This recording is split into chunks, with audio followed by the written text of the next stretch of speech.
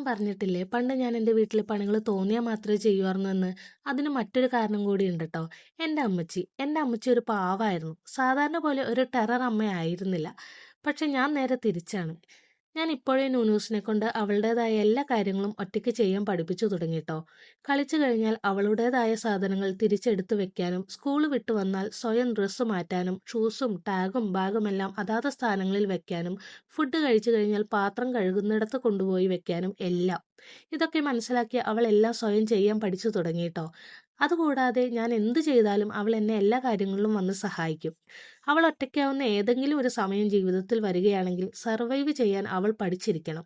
ആരെയും ഡിപ്പെൻഡ് ചെയ്യാതെ തന്നെ. എൻ്റെ വീട്ടിൽ വെച്ചാൽ നൂനൂസ് എന്നെ സഹായിക്കുന്നെങ്കിൽ എൻ്റെ അമ്മച്ചി തമാശയ്ക്ക് പറയും, അവൾ എന്നെ ഒട്ടും സഹായിച്ചിട്ടില്ല, അതുകൊണ്ട് മോൻ അവളെ സഹായിക്കുകയൊന്നും വേണ്ടാന്ന്.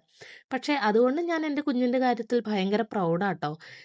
ഇതൊക്കെ ബേസിക് ആയിട്ടുള്ള കുറച്ച് കാര്യങ്ങൾ മാത്രമാണ്. വലുതാകുമ്പോൾ അവളുടേതായ ശീലങ്ങളെ അവൾ തന്നെ ഡെവലപ്പ് ചെയ്തെടുക്കുന്നതിൻ്റെ ഒരടിത്തറ. അത്രേ ഞാൻ ഉദ്ദേശിച്ചിട്ടുള്ളൂ.